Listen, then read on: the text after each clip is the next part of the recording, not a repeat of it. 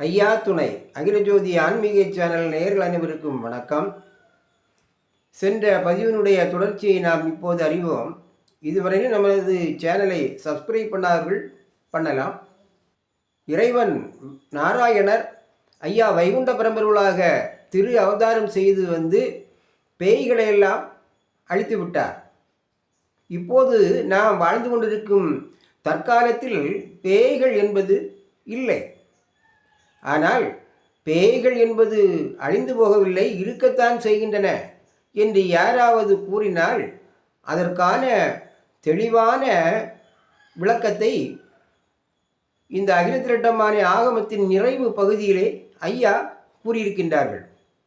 இதை நாம் பின்னால் அறிந்து கொள்ளலாம். மனிதர்களை துன்புறுத்துவதற்கும் கொல்வதற்கும் உண்டான அனைத்து வரங்களையும் எங்களுக்கு தர வேண்டும் என்று பேய்களெல்லாம் ஈசரை வேண்டி நின்றன. பேய்கள் கேட்டபடியே அனைத்து வரங்களையும் கொடுப்பதற்காக எண்ணிய ஈசர் தனது கருத்து பற்றி நாராயணரிடமும் பிரம்மதேவரிடமும் கருத்து கேட்டார். அப்போது திருமால், ஈசரே, பேய்கள் கேட்டபடியே அவைகளுக்கு அந்த வரங்களை எல்லாம் கொடுத்தால் அவைகள் பூவுலகையே விழுங்கிவிடும். மேலும் பேய்கள் கேட்ட வரங்களெல்லாம் நீதி நியாயமற்றவை.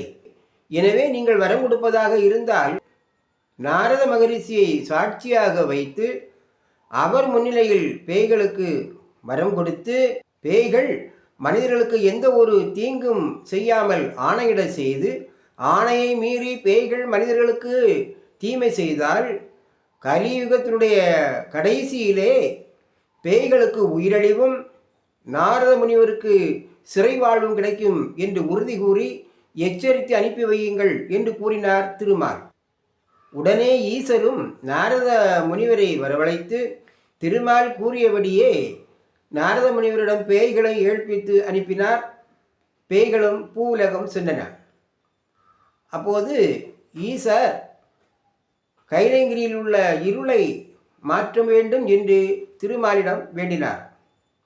அதாவது சிவபெருமான் கரிநீசனுக்கு கேட்டபடியே அத்தனை வரங்களையும் கொடுத்ததன் விளைவாகத்தான் இப்பொழுது கைலங்கிரியில் இருள் சூழ்ந்துள்ளது.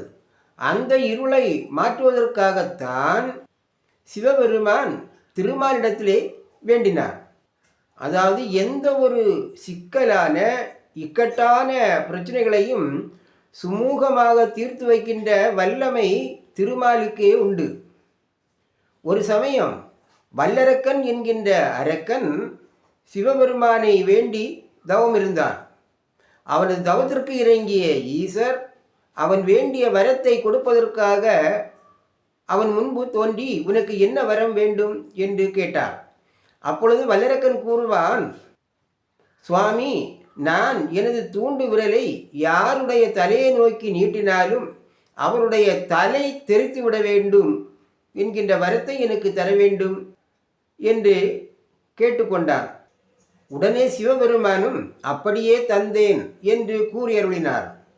இப்போது கரிநீசனுக்கு கொடுத்த கொடிய வரத்தை போலத்தான் அப்போது வல்லரகனுக்கு கொடுத்தார் சிவபெருமான்.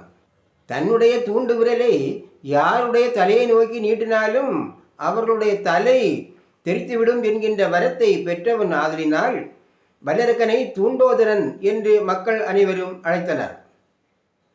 தூண்டோதரன் தான் பெற்ற வரத்தினால் அப்பாவி மக்களையெல்லாம் கொன்று விடுவான் என்று உலக மக்கள் மேல் அளவற்ற அன்பும் அக்கறையும் கொண்ட சூத்திரதாரியாகிய ஆதி திருநெடுமால் தனது மக்களை அகால மரணத்தின் பிடியிலிருந்து காப்பாற்றுவதற்காக சூத்திரமான செயல் ஒன்றை மேற்கொண்டார்.